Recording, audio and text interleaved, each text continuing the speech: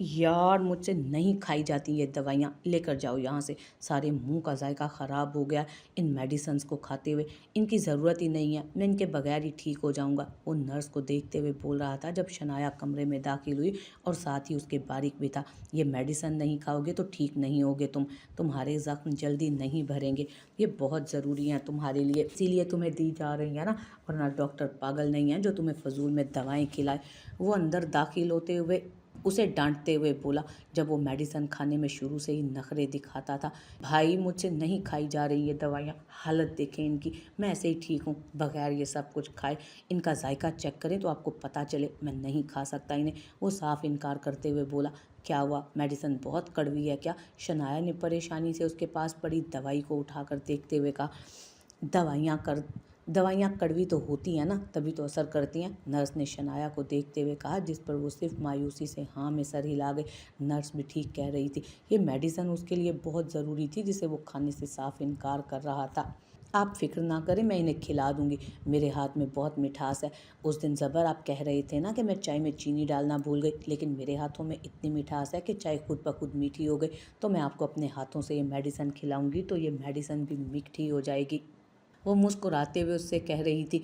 ज़बर ने एक नज़र नर्स और दूसरी नज़र बारिक की तरफ देखा, जो दोनों सर झुकाए मुस्कुराने में मसरूफ़ थे। शनाया, तुम्हें मैंने पहले भी कहा था कि पर्सनल बातें जो हम करते हैं हम दोनों के बीच की हैं, वो किसी के सामने नहीं करनी होती तुम्हें, उसने उसे देखते हुए कहा। हाँ आपने ये भी कहा था, लेकिन मेडिसिन खाना आपके लिए बहुत ज़रूरी है। मैं आपको अपने मीठे मीठे हाथों से ये मेडिसिन खिलाऊंगी तो ये भी मीठी हो जाएगी। चलिए अब आप अपना मुंह खोलिए।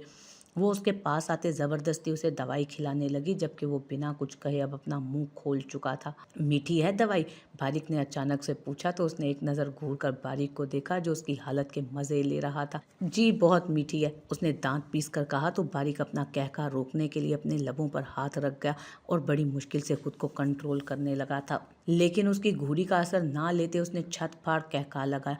क्या हुआ बारिक भैया, आपको कोई जोक याद आ गया? वो एक्साइटेड होकर उससे पूछने लगी। नहीं बच्चे, मेरे सामने पूरी कार्टून सीरीज चल रही है, तुम खिलाओ अपने मीठे मीठे हाथों से इसे मेडिसिन, मैं भी तो ज़रा देखूँ ना, मैं भी ज़रा अपने काम निपटा कर आता हूँ। वो उन लोगों को उनके हाल पर छोड़ता खुद वहाँ से निकल चुका था। उसे ज़बर के डिस्चार्ज पेपर तैयार करवाने थे, क्योंकि अब अस्पताल के माहौल में रहते रहते वो काफ़ी ज़्यादा चिड़चिड़ा होता जा रहा था। जिस तरह की सख्त और गुस्सीली तबीयत उसकी थी, वो अक्सर उनसे भी लड़ जाया करता, और यहाँ शनाया क्या से क्या कर जाती और वो हर चीज़ को खामोशी से सह जाता था। खैर इतना तो वो समझता था कि उसकी मोहब्बत उसके रास्ते में आ रही है। शनाया की हरकतें जहाँ जहाँ बहुत क्यूट थीं, वहीं ज़बर जैसा बंदा उन्हें बर्दाश्त करने की कंडीशन में हरगिज़ नहीं था। लेकिन हाँ, वो ज़बर के लिए खुश था, उसे उसके लेवल की बंदी मिली थी। दोनों एक दूसरे के लिए बिल्कुल परफेक्ट थे, एक दूसरे में ही लगे रहते थे। उनका कपल बहुत मज़ेदार था, बल्कि उनके घर की रौनक ही था। वो बेड से अपने कपड़े उठा रहा था जब उसने अरूष को देखा। वो किसी गहरी सोच में थी। क्या हुआ अरूष, किस सोच में गुम हो तुम? क्या कोई परेशानी है? शेयर करो मुझसे। वो नहाने जा रहा था जब उसके पास आकर पूछने लगा। नहीं कुछ नहीं, बस सोच रही थी कि ये दामियार भाई और दादी, मेरा मतलब है इन दोनों का रिश्ता मुझे समझ नहीं आ रहा। शहीर, दामियार भाई उस दिन किस चीज़ की माफ़ी मांग रहे थे उनसे? मेरा मतलब है उन दोनों का रिश्ता मुझे समझ नहीं आ रहा शहीर। दामियार भाई उस दिन किस चीज़ को लेकर माफ़ी मांग रहे थे, और वो इतना ज़्यादा क्यों रो रहे थे, मुझे समझ नहीं आया। आप लोगों ने मुझे इस बारे में कभी कुछ नहीं बताया। मुझे तो बस इतना पता है कि दामियार ने इज़ा से ज़बरदस्ती शादी की है। इसके अलावा भी आप लोगों का दामियार भाई से कोई रिश्ता है क्या? वो परेशानी से पूछने लगी, जबकि शहीर को यहाँ अपनी गैर जिम्मेदारी का शिद्दत से एहसास हुआ। उसने उसे कभी नहीं बताया था ऐसा, जबकि यकीनन शनाया को ज़बर सब कुछ बता चुका था। जब भी तो वो इन सारी चीज़ों से रिलेटेड कर पा रही थी खुद को। आई एम रियली सॉरी अरूष, मैंने कभी तुम्हें इस बारे में कुछ नहीं बताया है, ये मेरी गलती है। मुझे तुम्हें इस बारे में सब कुछ बता देना चाहिए था, बल्कि अपने घर की सब चीज़ों के बारे में बताना चाहिए। हाँ, दामियार के साथ हमारा एक और रिश्ता भी है। दादी की पहले शादी हुई थी, मतलब हमारे दादा से पहले उनकी शादी मज़हर शाह नामी आदमी से हुई थी, जिसका नाम मुर्तज़ा शाह था। फिर दादी और मज़हर शाह की तलाक हो गई। मज़हर शाह ने मुर्तज़ा शाह को दादी से अलग कर दिया। दामियार मुर्तज़ा शाह का ही बेटा है। और इतना ही नहीं, जिस लड़की को हम दामियार की बेटी समझ रहे थे, वो दामियार की बेटी नहीं, दरअसल उसकी बहन है। उसने उसे पूरी तफसील बताई। मतलब कि दामियार भी दादी का ही पोता है, और इज़ा के अलावा और इज़ा के अलावा भी मेरी एक नंद है, वो मुस्कुराते हुए बोली। तो शहीर भी हल्का सा मुस्कुरा कर हाँ में सर हिला गया। हाँ, और इंशाल्लाह हम बहुत जल्द उससे मिलेंगे। दादी कह दादी कह रही थी कि वो दामियार से इस बारे में बात करेंगी, क्योंकि जिस तरह दामियार उनका पोता है, बिल्कुल इसी तरह अम्मारा उनकी पोती है। वो उससे मिलना चाहती हैं। वो मुस्कुराते हुए उसे बताने लगा था, जबकि अरूज सब कुछ जानकर काफ़ी पुरसकून लग रही थी। चलें, ये तो अच्छा हो गया ना कि वक्त रहते सारी गलतफहमी दूर हो गई। मैं बाबा के पास उनके कमरे में जा रही हूँ। माशाल्लाह से बाबा पूरी बात समझने और करने लगे हैं। बाबा को इतने अरसे बाद बोलते देख मैं बहुत खुश हो रही हूँ। वो अपनी खुशी उससे शेयर करने लगी थी। कल से बाबा ने हल्की हल्की बातें करना शुरू कर दी थी। अभी वो जुमला मुकम्मल नहीं कर पाते थे, लेकिन आहिस्ता आहिस्ता उन्होंने बोलना शुरू कर दिया था, और ये एक बहुत पॉजिटिव साइन था उनके ठीक होने का। हाँ ठीक है, तुम बाबा के पास चलो, मैं तब तक फ्रेश हो जाता हूँ। वो उसके जाने का कहते हुए उसे अपने कपड़े लेकर वॉशरूम में चला गया, जबकि अरूज दादी और दामियार के रिश्ते को अब समझ चुकी थी। ज़रान, आपकी प्रेग्नेंट बीवी जाग रही है, आप कैसे सो रहे हैं मज़े से? मुझे नींद नहीं आ रही, उठें, जब तक मैं ना सो जाऊं तब तक आप भी नहीं सो सकते। वो उसके सर पर सवार मुसलसल उसे जगा रही थी, जबकि ज़रान, जो बहुत जल्दी सो गया था ये सोचकर कि सुबह जल्दी जाकर अपना काम कर सकेगा, आधी रात को 2 बजे के करीब उसके जगाने पर मुंदी मुंदी आंखों से उसे देखने लगा था। क्या हो गया इबादत? तुम इतनी रात को मुझे क्यों जगा रही हो? अब क्या चाहिए तुम्हें? वो उठकर बैठते हुए उससे पूछने लगा। आधी रात को वो उसे इसीलिए जगा रही थी क्योंकि उसे कुछ ना कुछ चाहिए होता था। पिछले 15 से 16 दिन से उसकी यही अजीबोगरीब रूटीन चल रही थी। नूडल्स चाहिए मुझे, भूख लग रही है, जाए मेरे लिए नूडल्स बना कर लाए। वो उसे देखते हुए बोली तो ज़रान उसे घूर कर रह गया। इबादत, तुम आधी रात को मुझे इसलिए उठा रही हो कि मैं तुम्हारे लिए नूडल्स बना कर लाऊं? भूख लगी है मुझे, जाएं और जल्दी आइएगा। वो बेड पर बैठते हुए बोली। हाँ, मैं आधी रात को इसीलिए आपको जगा रही हूँ ताकि आप मेरे लिए नूडल्स बना कर लाएं। भूख लग रही है मुझे, जाएं और जल्दी आइएगा। वो बेड पर बैठते हुए बोली। इबादत, 2 मिनट लगते हैं नूडल्स बनाने में यार, खुद बना लो ना। सीरियसली मुझे बहुत नींद आ रही है, मेरी जान, थोड़ी देर के लिए मुशक्क़त कर लो ना, थोड़ा सा रहम खा लो मुझ पर। वो मिन्नत भरे अंदाज में बोला। नहीं ज़रान, आपका दिमाग तो ख़राब नहीं हो गया? आपको पता है नूडल्स की स्मेल से मुझे उबकाइयाँ आती हैं, मेरी तबीयत ख़राब हो जाएगी। आप अपनी प्रेग्नेंट लेडी की इतनी सी बात नहीं मान सकते? भूख से मेरी जान जा रही है और आप? वो आधी अधूरी बात कहती ज़ोरों शोर से रोने लगी थी अब। तो ज़रान अचानक उसके इतना शदीद रोने पर बौखलास आ गया। इबादत, इबादत, क्या हो गया तुम्हें? तुम इस तरह से क्यों रो रही हो यार? मैं बना कर लाता हूँ ना तुम्हारे लिए नूडल्स, खुदा के लिए इस तरह से मत रो। मैं लेकर आता हूँ तुम्हारे लिए नूडल्स, तुम बिल्कुल रिलैक्स हो जाओ। अभी थोड़ी देर में ही तुम्हारे नूडल्स तैयार होकर आ जाएंगे। अब तुम रोना मत प्लीज़। वो बौखलाकर बेड छोड़ता उठ खड़ा हुआ, जबकि इबादत अब भी सूं सूं करने में ही मसरूफ़ थी। आपको मुझसे अब प्यार नहीं रहा, सब समझ आ रहा है मुझे। मैं मोटी हो गई हूँ ना, इसलिए आपको प्यारी नहीं लगती। वो रोते हुए बात को कहाँ से कहाँ लेकर जा चुकी थी। इबादत यार, क्या हो गया तुम्हें? तुम मोटी होकर और क्यूट और खूबसूरत हो गई हो, मैं तुमसे प्यार क्यों नहीं करूँगा मेरी जान? तुम तो मेरी जान हो, मेरे जीने की वजह, मेरी ज़िंदगी हो तुम। मैं क्यों प्यार नहीं करूँगा तुम्हें यार? तुम मुझे बहुत प्यारी लगती हो, पहले से भी ज़्यादा प्यारी लगती हो। दिन ब दिन मेरी मोहब्बत में इजाफा हो रहा है। अब तुम प्लीज़ इस तरह से रोना बंद करो। वो उसका चेहरा अपने हाथों में लिए उसकी आंखें साफ करते हुए बोला था।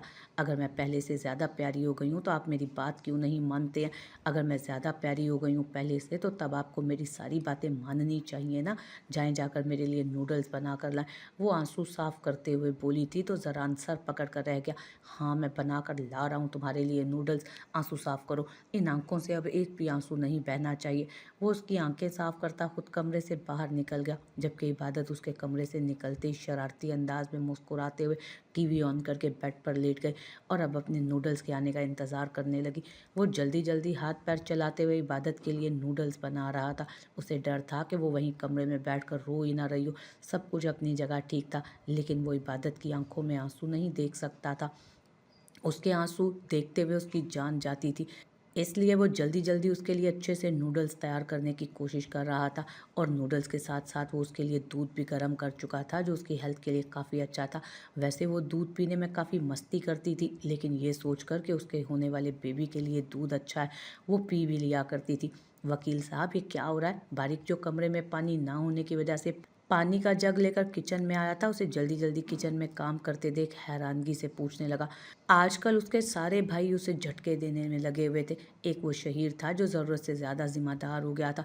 दूसरी तरफ ज़बर था जो अपने गुस्से को कंट्रोल करते अपनी बीवी की हर बात मान रहा था। और यहाँ ज़रान साहब तो बिल्कुल सन मुरीद बने हुए थे।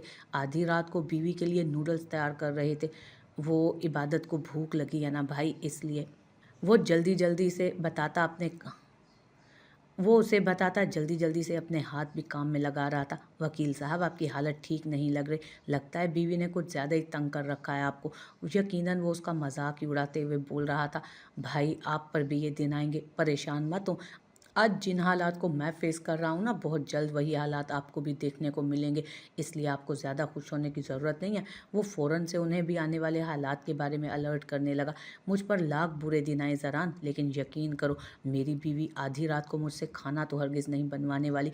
वो पूरे यकीन से बोला। खैर, वो तो वक्त और हालात बताएंगे। फ़िलहाल मुझे अपनी बीवी के लिए खाना तैयार करना।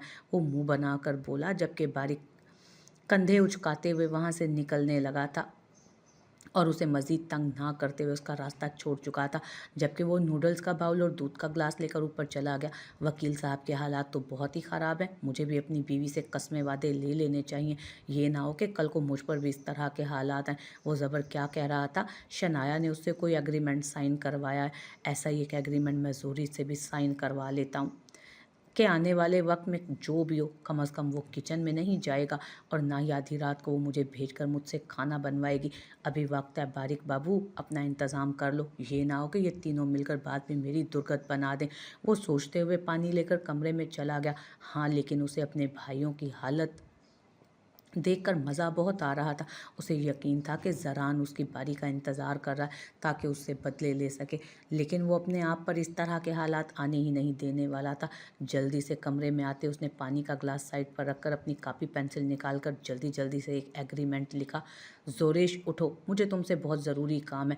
इन पेपर्स पर साइन कर दो। वो उसे ज़बरदस्ती जगाकर पेपर उसके सामने रख चुका था, जबकि वो हैरत से पेपर्स को देख रही थी और फिर दूसरी नज़र वो आधी बंद होती आंखों से बारीक पर डाल रही थी, जो उस वक्त उसे बिल्कुल पागल लग रहा था। आप आधी रात को मुझसे मेरी कोई प्रॉपर्टी साइन करवाने वाले हैं बारिक? मेरे पास तो कुछ नहीं है।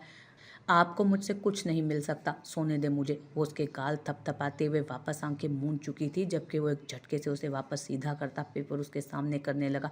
मेरी बात सुनो जोरिश, इन पेपर्स पर साइन करो अभी और इसी वक्त। अपने भाई की हालत देख कर आ रहा हूँ मैं, मुझे तरस आ रहा है उस पर, और मैं खुद ऐसे हालात नहीं आने दे सकता खुद पर। इन पेपर्स में लिखा है कि प्रेगनेंसी के दौरान आने वाले हालात में तुम मुझे कभी आधी रात को किचन में भेजकर मुझसे खाना वगैरह हरगिज़ हरगिज़ नहीं बनवाओगी।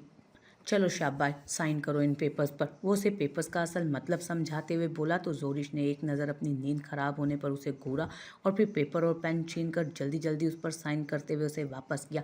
अब सोने दे मुझे, खबरदार जो अब आपने मुझे जगाया।